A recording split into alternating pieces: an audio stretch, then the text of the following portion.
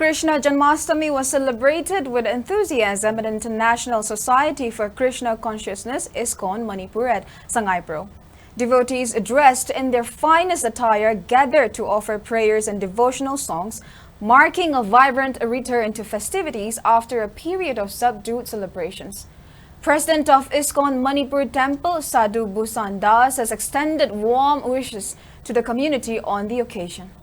In his address, he emphasized the temple's efforts in offering prayers to Lord Krishna for restoration of peace and harmony in the state. He also outlined various programs and rituals performed during the celebration, aiming to bring solace and unity for the people of Manipur.